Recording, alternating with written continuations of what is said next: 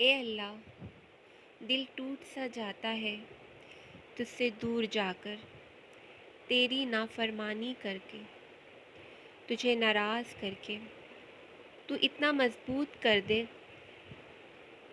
کہ ایک لمحہ بھی تیری نافرمانی گوارا نہ ہو، ایک سانس بھی تیری یاد سے خالی نہ ہو۔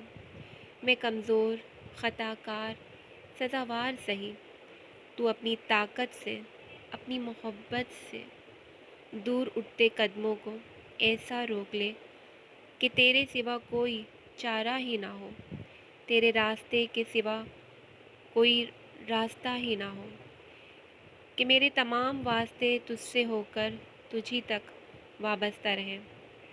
میرے دل کو اپنے رسول صلی اللہ علیہ وآلہ وسلم اور اس کی آل کی محبت سے منور اور روشن فرما، آمین یا رب العالمین۔